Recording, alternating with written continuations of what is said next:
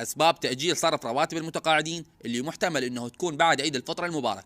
حياكم الله متابعينا، مستمرين وياكم بنقل آخر الأخبار العاجلة والحصرية، الأخبار اللي تخص المتقاعدين من زيادة الرواتب وتعديل قانون التقاعد وصرف الرواتب لكل شهر. ودائما أي خبر ينشر يخص المتقاعدين يتم نشره على القناة أو على صفحتنا على الفيسبوك. وإذا عندكم أي استفسار بإمكانكم أن تكتبوا لنا بالتعليقات أو تراسلونا عبر الصفحة اللي رابطها راح يكون بأول تعليق. طبعا احنا وضحنا لكم بالفيديوهات السابقة انه تم تقديم رواتب المتقاعدين باعتبار انه يوم الخميس عطلة، فتم تقديمها الى يوم الاربعاء، وانه تم تمويل رواتب المتقاعدين، لكن اللي بقى حاليا هو اشعار الصرف. لحد الان ما وصل اشعار الصرف لرواتب المتقاعدين، لكن شفنا الفئات الثانية اللي هو من ضمنهم الرعاية الاجتماعية، لان المتقاعدين والرعاية الاجتماعية دائما ما يستلمون بنفس الوقت. وراتب الرعاية الاجتماعية اليوم تم اطلاقه وتم تمويله، وحاليا يتم توزيعه بالمكاتب وبصورة طبيعية.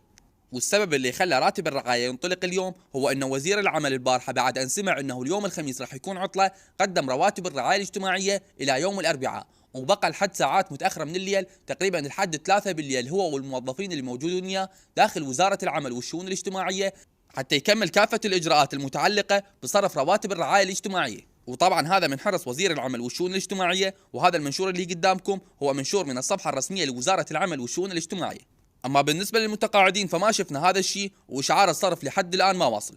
إذا وزارة المالية وهيئة التقاعد الوطنية ما تحركت وأوعزت أنه يكون يوم غد دوام رسمي لدوائرهم حتى يتم إطلاق الراتب، فإن راتب يتم تأجيله ورا العيد.